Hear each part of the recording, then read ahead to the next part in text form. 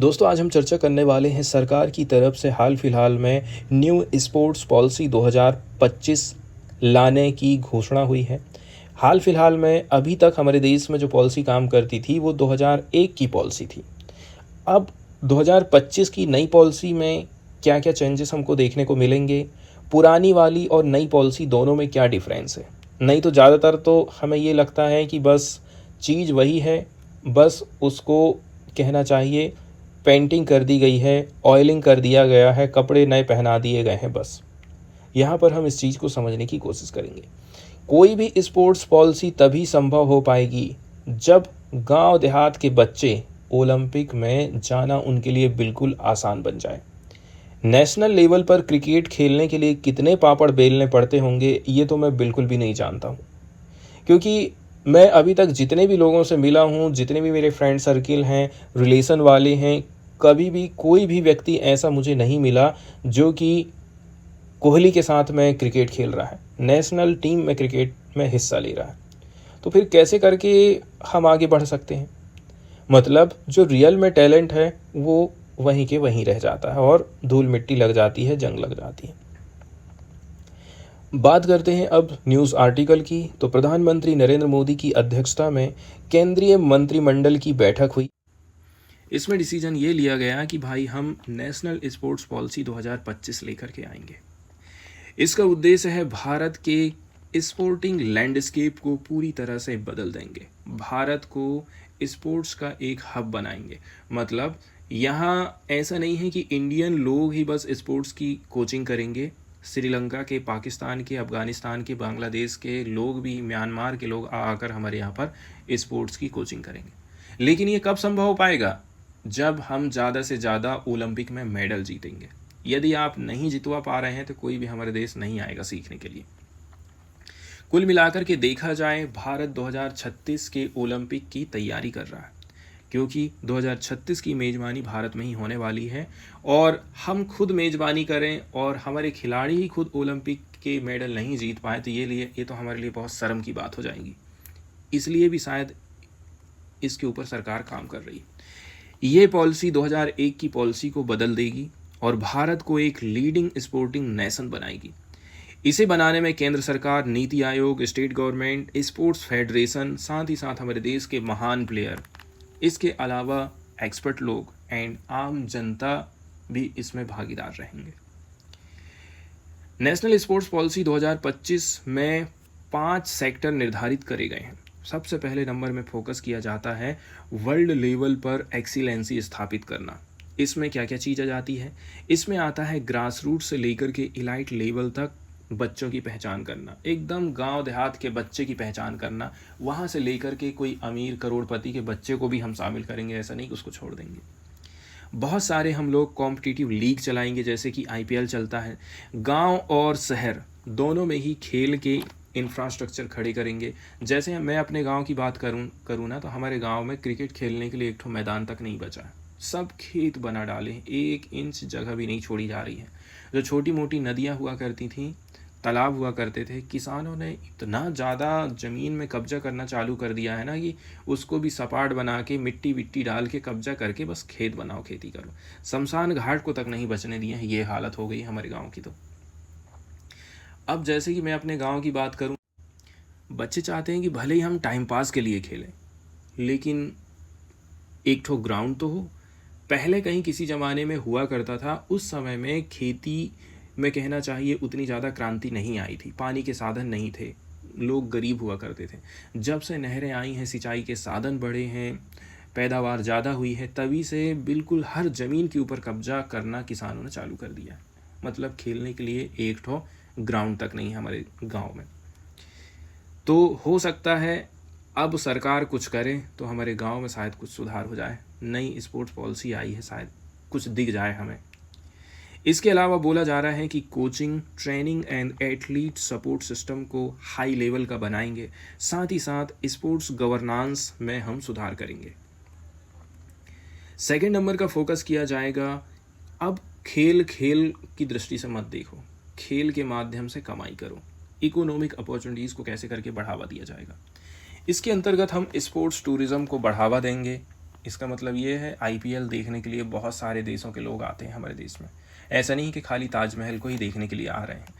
इसके अलावा भारत में स्पोर्ट्स सामग्री की मैन्युफैक्चरिंग करी जाएगी, स्टार्टअप्स एंड स्पोर्ट्स एंटरप्रेन्योरशिप को बढ़ावा दिया जाएगा। सबसे बड़ी बात यह है कि सरकार कहती है मैं अकेले अपनी जेब से खर्चा नहीं करूंगी, इसमें PPP मॉडल को अपनाया जाएगा, public private partnership and CSR। जैसे यदि मैं भिलाई स्टील प्लांट में काम कर रहा हूं तो भिलाई स्टील प्लांट को बोला जाएगा CSR के अंतर्गत कुछ पैसा आप खेलों में इन्वेस्टमेंट करिए, 2% जो आप खर्चा कर रहे हैं उसको। तीसरे नंबर का फोकस किया जा रहा है खेलों को सामाजिक तौर से विकसित करना, सोशल डेवलपमेंट का माध्यम बनाना। इसमें कैसे करके काम किया जा सकता है? महिला, आदिवासी, विकलांग, कमज़ोर वर्ग को भी हम खेलों में शामिल करेंगे। इसके अलावा जो पारंपरिक भारतीय खेल हैं उनको पुनर्जीवित करेंगे। जैसे कि आप सब अच्छी तरह से जानते हैं पहले के जो खेल हैं, गिल्ली डंडा, वो तो कुश्ती पता नहीं कैसे कैसे करके कबड्डी ऊपर पहुंच गई, नहीं तो ये सब भी काम खत्म था। मलखंब, सब काम खत्म होते जा रहा है, कंचा का काम खत्म होते जा रहा है। खेलों को एक करियर के विकल्प के रूप में बढ़ावा देना, डुअल करियर पैथ अपनाना, मतलब खिलाड़ी पढ़ाई भी करेंगे, खेल भी खेलेंगे। इसके अलावा जो व्यक्ति दूसरे देश में जा कर के रह रहे हैं उनसे खेल के जरिए संपर्क को मजबूत करना। चौथे नंबर का जो टारगेट रखा गया है वो है खेलों को राष्ट्रीय आंदोलन बनाना। अब ये कैसे करके करेगी सरकार? इसके लिए सरकार कह रही है हम लोगों को जागरूक करेंगे, सामुदायिक कार्यक्रम चलाएंगे, स्कूल कॉलेज वर्क प्लेस के लिए फिटनेस इंडिकेस एंड पूरे देश में खेल की सुविधाओं तक आसान पहुँचो, सब लोग तक। ऐसा नहीं है कि कोहली जहाँ खेल रहा है तो मैं वहाँ तक पहुँच ही ना पाऊँ। इसके अलावा राष्ट्रीय शिक्षा नीति को भी इसमें आप जोड़ दीजिए। ये कहती है कि हम जो है खेल को भी बढ़ावा देंगे, साथ ही साथ PE टीचर्स को स्पेशल ट्रेनिंग दिया जाएगा ताकि वे खेलों को सही तरीके से बढ़ावा दें। इस नीति को लागू करने के लिए एक ठोस स्ट्रेटजिक फ्रेमवर्क तैयार किया गया है, मतलब सरकार थोड़ा अच्छे से उतरी है इस बार। गवर्नेंस रिफॉर्म्स, मतलब खेल के जो संगठन हैं इनमें पारदर्शिता और जवाबदेही। नहीं तो फिर अभी हाल फिलहाल में एक घटना घटित हुई थी ना कि सेक्सुअल वायलेंस किया जाता है लड़कियों के साथ में, खेल के जो अधिकारी रहते हैं बड़े बड़े लोग, वैसा कुछ नहीं होना चाहिए। कानूनी बदलाव किया जाएगा, मतलब प्राइवेट सेक्टर इन्वेस्टमेंट होगा, आर्टिफिशियल इंटेलिजेंस, डेटा एनालिटिक्स जैसे उभरती तकनीकों का उपयोग किया जाएगा। साथ ही साथ ट्रैकिंग, हम जो काम कर रहे हैं उसके प्रदर्शन की ट्रैकिंग होना चाहिए। National monitoring system and federal model की अब हम बात करते हैं। सरकार ने पॉलिसी बना दी है, इसके लिए सरकार नेशनल मॉनिटरिंग सिस्टम लेकर के आई है कि परफॉर्मेंस इंडिकेटर होंगे ताकि हम बेटर तरीके से पॉलिसी की मॉनिटरिंग कर सकें। ये पॉलिसी स्टेट गवर्नमेंट, इसके अलावा जो हमारी यूनियन टेरिटरीज़ हैं इनके लिए एक मॉडल के रूप में काम करेगी। होल ऑफ गवर्नमेंट अप्रोच का मतलब है हर मंत्रालय और विभाग खेलों को अपने कार्यक्रमों में शामिल करें। डिलॉइट और गूगल की एक रिपोर्ट आई है थिंक स्पोर्ट्स, इसके अनुसार देखा जाए भारत का स्पोर्ट मार्केट 2030 तक 130 अरब डॉलर तक पहुंच जाएगा। अभी कितना है? 52 अरब है। इसमें 14% CAGR होने का अनुमान है, मतलब वार्षिक वृद्धि होती रहेगी। इसके रीज़न क्या हो सकते हैं? इसके रीज़न है सरकार इन्वेस्टमेंट कर रही है, डिजिटल टेक्निक का प्रसार ज़रूरी है, साथ ही साथ हमारी जीवन शैली है वो स्वस्थ होना चाहिए, एंड हाई इनकम, और क्रिकेट से आगे जैसे कि कबड्डी, फुटबॉल एंड स्पोर्ट्स की बढ़ती लोकप्रियता। अब बात कर लेते हैं दोस्तों 2001 की जो स्पोर्ट्स पॉलिसी थी और अभी की जो 2025 की स्पोर्ट्स पॉलिसी है, दोनों में क्या मेन डिफरेंस है। ठीक है, 2001 की जो स्पोर्ट्स पॉलिसी आई थी इसका उद्देश्य था खेलों को राष्ट्रीय चरित्र का हिस्सा बनाना, मतलब कोई व्यक्ति खेल खेल रहा है तो इसका मतलब ये है वो हमारे देश के लिए खेल रहा है। सेकंड नंबर में था मास पार्टिसिपेशन, मतलब जन भागीदारी को बढ़ावा देने की कोशिश करी गई थी। एक्सीलेंस एट एलाइट लेवल, मतलब इंटरनेशनल लेवल पर हम लोग प्रदर्शन सुधारना चाहते थे। इसके साथ ही साथ खेल के साथ में पढ़ाई भी, पढ़ाई के साथ खेल भी। लेकिन 2025 की जो स्पोर्ट्स पॉलिसी आई है ये कहती है इंडिया को स्पोर्टिंग सुपर पावर बनाएंगे, ओलंपिक पोडियम फिनिश पर विशेष फोकस दिया जा रहा है, मतलब ओलंपिक में 2-4 गोल्ड जीत रहे थे तो उसको अब बढ़ाएंगे हम लोग।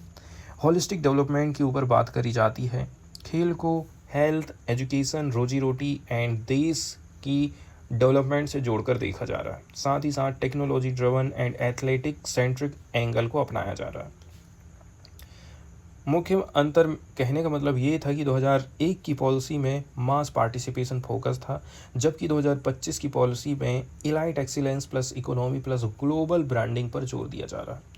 वहीं इंफ्रास्ट्रक्चर को लेकर के देखा जाए, स्कूल और कॉलेज लेवल पर मैदान बनाना, इसके अलावा खेल के लिए जो ज़रूरी उपकरण है वो अवेलेबल कराना था। साथ ही साथ केंद्र सरकार और राज्य सरकार दोनों आपस में सहयोग करके खेल संस्थान, खेल स्पोर्ट्स इंस्टीट्यूशन की भी स्थापना करे थे। लेकिन जब हम 2025 की बात करते हैं तो यहाँ पर वर्ल्ड क्लास इंफ्रास्ट्रक्चर तैयार किया जाएगा, जैसे खेलो India state centre of excellence, साथ ही साथ Sai national centre for excellence. इसके अलावा ट्रिपल पी मॉडल पर काम किया जाएगा। CSR का पैसा भी स्पोर्ट में खर्चा किया जाएगा। Smart facilities, data tracking and biomechanic lab का भी निर्माण किया जाएगा। बात करते हैं टैलेंट की पहचान करना एंड ट्रेनिंग की, तो स्कूल के लेवल पर पहले खिलाड़ियों को उठाया जाता था। SAI के द्वारा कोचिंग कराई जाती थी, सरकारी खेल और छात्रवृत्तियाँ मिलती थी।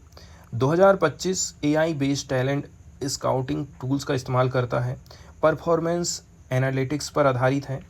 टारगेट ओलंपिक पोडियम स्कीम जैसे फोकस्ड हाई परफॉर्मेंस कार्यक्रम के ऊपर आज के टाइम में हम ज़्यादा फोकस करते हैं।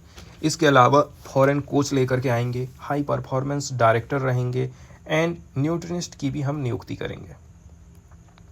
अब बात करते हैं व्यवसायीकरण के ऊपर। 2001 में खेल का मतलब था देश का निर्माण। अर्थव्यवस्था के साथ में हम खेलों को नहीं जोड़े थे। आज के टाइम में ऐसा हो गया है कि खेल के साथ ही साथ हम कमाई भी करें।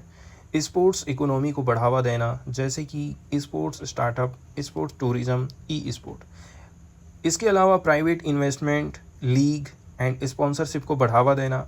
Skill development in sports sector, coaching, physiotherapy, sports management में भी करियर अब प्रोवाइड किया जाएगा। फिर बात आ जाती है इंक्लूजन एंड डाइवर्सिटी की। तो 2001 की पॉलिसी क्या बोलती है? गांव के लोग, पिछड़े वाले एरिया के लोग, इनको हम प्रोत्साहित करेंगे। महिलाओं के लिए उतनी कोई खास योजनाएं नहीं हुआ करती थी, लेकिन 2025 की जो पॉलिसी आई है ये gender equity, para sports, tribal talent promotion, trans inclusive policy लेकर के आई है। वुमेन सेंट्रिक स्कीम और ग्रास रूट से लेकर के इलाइट तक यहाँ पर हमें योजनाएं देखने को मिलती हैं। मॉनिटरिंग एंड गवर्नेंस मैकेनिज्म की बात करें तो 2001 की पॉलिसी कंट्रोल होती थी खेल मंत्रालय के द्वारा एंड SAI के माध्यम से। डिसेंट्रलाइजेशन इसमें बहुत कम था, लेकिन 2025 की पॉलिसी जो है डिजिटाइज एथलेट ट्रैकिंग सिस्टम है, डैशबोर्ड है, रियल टाइम परफॉर्मेंस डेटा है, खेलो इंडिया मोबाइल ऐप है, ऑनलाइन कोचिंग सिस्टम है, स्पोर्ट कोड रिफॉर्म्स है, NITI Aayog and state missions के माध्यम से इसको कंट्रोल किया जाएगा।